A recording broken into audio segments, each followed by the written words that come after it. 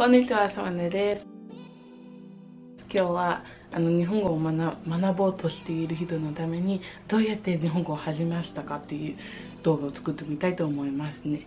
で、もちろんこのビデオを見ようとしている人は主に日本語できなくて、もちろん勉強することに興味を持っている人ですから、このビデオを英語でしますね。別に日本語でやる気っていうか、日本語でやる理由があまりなくて、できるけど字幕つけるのがちょっと手がかかるから嫌です。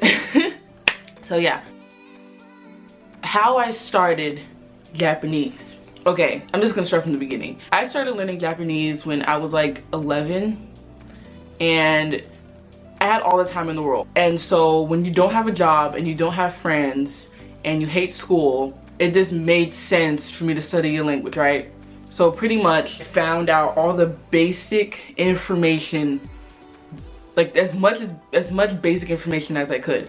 This included the Japanese writing systems like hiragana, katakana, and kanji, when they're used, how they're used, yada yada yada. For grammar, I personally use lots of online resources, different websites and stuff like that, just all for beginner Japanese. I went through all those websites with like a comb, and I wrote down every single grammatical point there was available to me, at least, and around 30 notebooks. It took me like 30 notebooks, I remember, of that beginner stage. In that beginner stage, it took me like 30 notebooks of this rehashing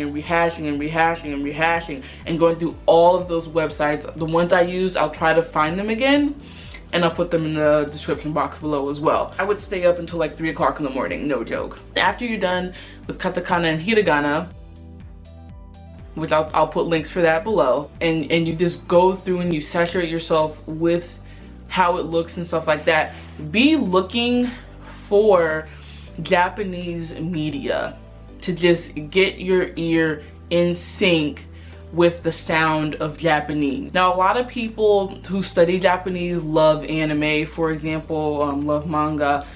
They just love that part of the pop culture in Japan. But if you're not really into that, if you're like me, like I was when I started learning Japanese, because I'm still not into anime really at all, I just looked up Japanese music, Japanese YouTubers, podcasts, TV show, all that is online, completely free. I personally use YouTube the most, but I listened to those things even when I didn't understand.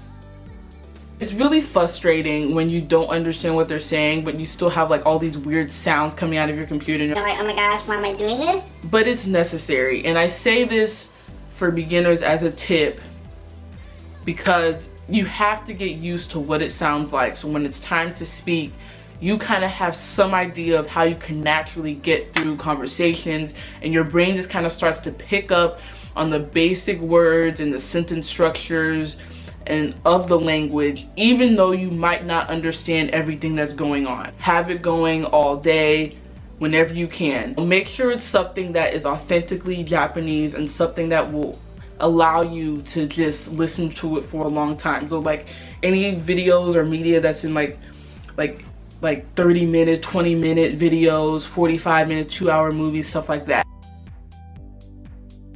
Those are my tips for beginners of Japanese. 最後まで見てくれて本当にありがとうございます。この動画が役に立ったら本当に嬉しいです。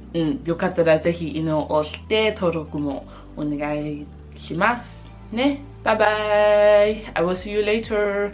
Happy studies. Happy studies.